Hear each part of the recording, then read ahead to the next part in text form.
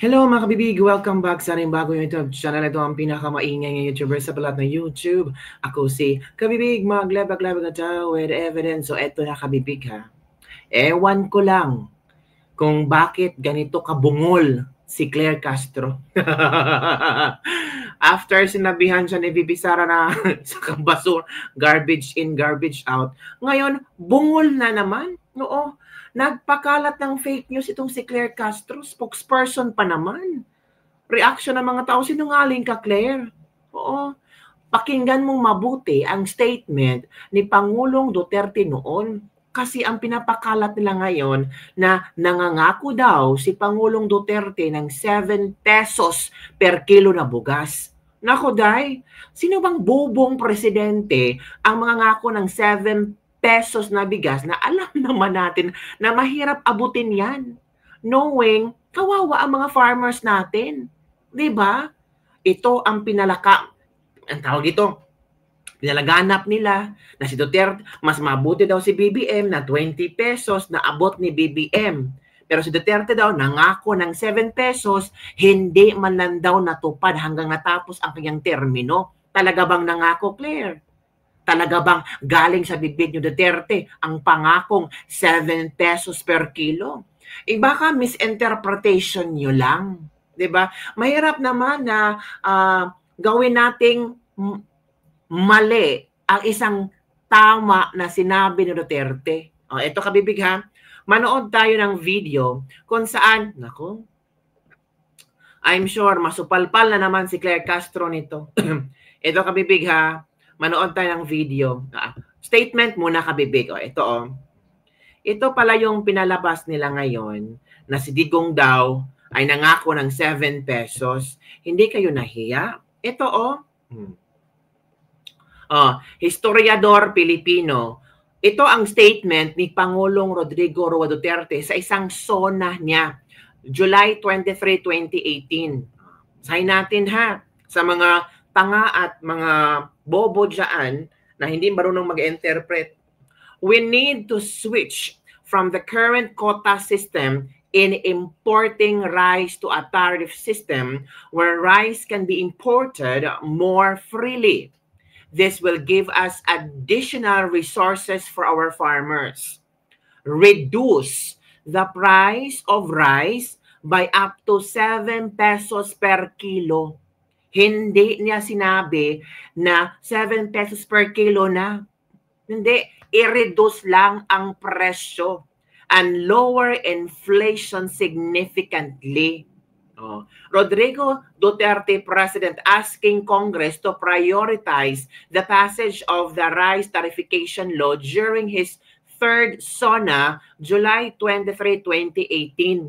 Hindi siya nangangako na kanyang pababain ang presyo sa 7 pesos per kilo na bigas. Ang kanyang sinasabi, i-reduce ang presyo ng bigas up to 7 pesos per kilo. Gusto nyo ng ebidensya? Totoo ba talaga yan ang sinabi ni Digong? Sige, maghanap tayo ng ebidensya. Wait for a while kabibig, ha? Hanapan ko kayo ng ebidensya. Ito ha, makinig tayo sa isang vlogger na kung saan pinag-usapan niya talaga itong, ewan ko ba, grabe si Claire Castro. Nag-vlog pa si Claire Castro tungkol dito, tapos mali-mali pa ang kayang interpretasyon. Grabe si Madam. Okay, let's listen to this. Puro sayad si Claire Castro. Ma'am, bungol ka ba? Alam mo, sarili niyang programa. Tapos, pinarinig niya, panoorin niyo na lang. Para malaman niyo na hindi lang may sayad, bungol pa. Wala, may sayad. Ito. Tignan natin. Pakita ko na to. Sige ha. Pangako, 20 pesos. Ito, ano kaya ito? Okay. Ito dati ang sinabi, mga ka-clear. Sige. Ay, sorry. In importing rice to a tariff system where rice can be imported more freely. This will give us additional resources for our farmers. Reduce the price of rice by up to 7 pesos. Kaya mo ginawa yung batas, rice certification law to para yung gusto mong 7 pesos na kada kilo Hala! ay mangyari, ha? Oh my God! 7 pesos per kilo rice then after. Okay, yan ha? Hala! Yan, 2 years ha? 2 years ha? O ma'am, sasabihin mo 7 pesos ang bigas. Hala, grabe. Hindi mo narinig yung reduce? Bungol ka? Bulag kaya ay maligaya. Pambira naman to si Claire Castro. Abogadong tinuringan. Nahihirapan ka na ba sa trabaho mo na tagapagtanggol ng Pangulong Marcos? Laradong-larado, ma'am. Reduce the price of rice by 7 pesos. Reduce. Hindi sinabi that the price of rice should be 7 pesos or will be 7 pesos. Ang layo nun, ma'am. Saan ka ba nakatingin? Malayo ang tingin. Wala namang tinatanaw. Ma'am! Nahihirapan ka na talaga, no? Pero Nahihirapan si Castro na tawag dito, depensa. Gusto niya kasing maipakita na ang 20 pesos na kilo na bigas ni BBM ang siyang mas tawag dito, yung promise ay natupad. Kumpara daw kay Duterte yung 7 pesos per kilo. 'Di ba? Logic lang. Sinong presidente yung masasabi, o sige, maging 7 pesos per kilo ang bigas? Kawawa ang mga farmers natin kung ganon. Natural ang Department of Agriculture, talagang magre-react niya na hindi pwedeng ganon. O di ba? Tapos ang interpretasyon ni Claire Castro, sinabi ni Duterte daw na maging 7 pesos per kilo ang bigas. Ano ba naman yan? huwag kang susuko, ma'am. Ha? Diyan ka lang.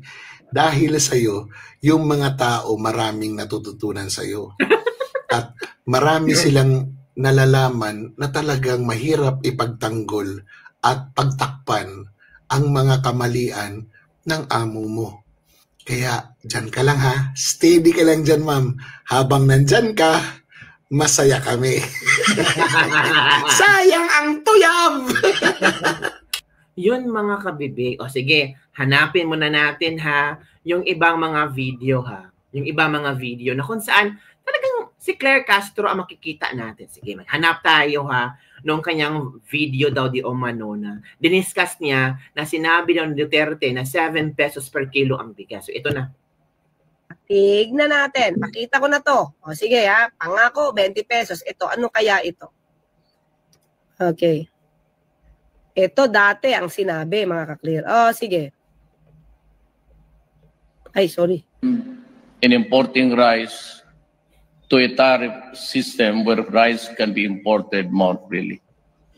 This will give us additional resources for our farmers, reduce the price of rice by up to 7 pesos. Oh. Kaya mo ginawa yung batas, rice certification law to para yung gusto mong 7 pesos na kada kilo ay mangyari, ha? 7 pesos per kilo rice then after. Okay, yan ha? Yan, 2 years, ha? 2 years, ha? Nangako, 7 pesos per kilo na bigas, ha? Tignan natin. Pakita ko na. Pag-intindi ko po kasi, ibawasan ang presyo ng bigas. Hindi po ibaba ang presyo ng bigas ng 7 pesos. For example po, 50 pesos per kilo ang bigas. Bawasan ng 7. So magkano lang? 43 pesos per kilo. Hindi yung 50 pesos ang kilo ng bigas, bababain, may deduction of 43. Hindi ba luging-lugi ang mga negosyante niyan? Naku, si Claire Castro, parang iba yata ang nasingot. Kaya nga kabibig, ay nako, sabi pa ng iba dito, talaga bang lawyer yan? Ano nangyari sa kanya? Claire Castro, ano nangyari sa iyo, di ba? Ha? Ganyan din mag-isip ang mga loyalista, boss. May napanood akong TikTok, di ata nila naintindihan ng reduce. Reduce nga is subtraction. Kung for example, 70 pesos per kilo, minus 7 is 63 na lang. Or 50 minus 7, 43 na lang. Diba? Ito pa ang sinasabi dito. Ma'am Claire Castro, hindi mo talaga alam. Wala ka talagang analytical thinking. Zero ka talaga. Anong 7 pesos ang bigas? Hindi ka ba nakaintindi ng reduced, ma'am? Ibig sabihin ng reduced ay pababain ng kahit 7 pesos. Walang sinabi si Duterte na 7 pesos ng kilo. Bungol jud ka siguro kang tiguang nga wala kay buot. From Bernadette Aranques. Diba? Parang hindi abogado kung umintindi. From Chris Caparas Dayaw. Di na bungol classmate, hinala yung comprehension. From Vincent Noval Bokea. I think so, hindi siya bungol kasi narinig naman niya ang 7 pesos. Narinig naman niya ang reduced 7 pesos. Mali ang kanyang pagkaintindi kasi gusto niyang hamakin ang mga Duterte. Gusto niyang pahiyain ang mga Duterte. Gusto niyang ipamukha sa mga pro-Duterte. Oh, tingnan niyo yung pinako ni Digong na 7 pesos hindi natupad. Buti pa si BBM, yung 20 pesos niya natupad. Yun ang gusto niyang i-point out. Pero mali-mali. Mali-mali ang pagkaintindi. Mali-mali ang ano ba? Ito pa, ang bobo ni Auntie Claire. Sige, taasan naman natin ang 7 pesos ang sweldo mo kada araw dahil sa husay ng pagka-explica ninyo. Oy, 210 din yung kada buwan ha. Teka, ops, hindi yan magiging sweldo mo. Ay, nako, reduce Ma'am Claire. Hindi sinabing per kilo, magbawas hanggang 7 pesos. Ito pa, tanga mo babawasan nila ng 7 pesos. Hindi yung maging presyo ng bigas. Ito ang sabi ni Mark Bersamina. Ito ha. Abogado ka ba talaga yan? Nasaan kayang utak niyan? I-reduce po ang presyo yan ang sabi. Hindi sabi na magiging 7 pesos ang bigas. Basta talaga pag Duterte, ang daming sinasabi nito. Pag natanong naman tungkol sa mga nagawa ni BBM, wala nang maisagot na maayos. Wala kasing maisasagot talaga kasi ayuda lang naman ang nagawang project ni BBM. Mga 3 taon na, wala pa rin makitang pinapagawa. Puro lang Duterte ang laman ng press briefing ni Auntie Claire. Tsaka may narinig na ba kayo kay BBM pag uwi niya galing sa ibang bansa na may naiuwi siyang investment mula sa ibang bansa para wala pa ako narinig kay Madam Claire na may investment na naiuwi si BBM pag uwi niya galing sa ibang bansa. Correct me if I'm wrong. Marami naman sinasabi niya mga ano daw, yung investment, mga bilyones, yung mga first year ni BBM na pumupunta sa ibang bansa. Tapos, nasaan na yung mga investment na iyon? Diba? Yusik, intindihin mo kaya mabuti sinabi ni Tatay Diggs. Reduce the price up to 7 pesos. Hindi makatotohanan na maging 7 pesos per kilo ang rice. 15 pesos po ang bintahan ng palay. Paano yan? Kawawa ang farmers. Hindi katulad sa presyuhan ni BBM na ang original price ng NFA rice ay 33 pesos. Sinasubsidize nila yung 13 pesos. Ang gobyerno na ang nagbayad ng 13 pesos para maging 20 pesos yan sa kung saan nila ibebenta. So, ganun pa rin, di ba? Ganun pa rin mga kapipig.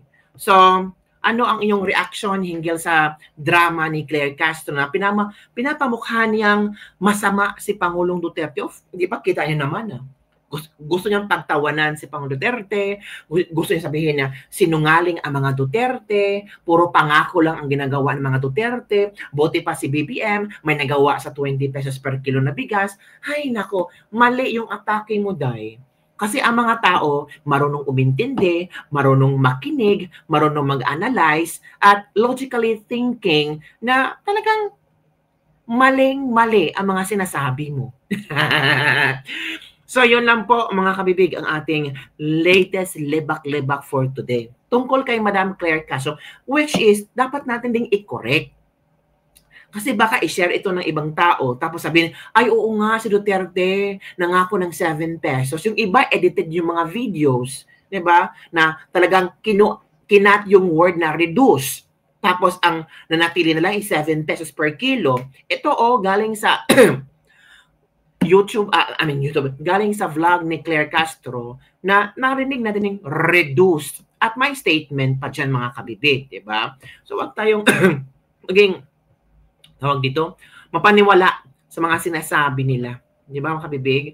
So yun lang po mga kabibig ang ating latest lebak-lebak for today. Don't forget to like, subscribe, and share this video para sa mga trending news na ating pag-usapan. Bye everyone! See you next time!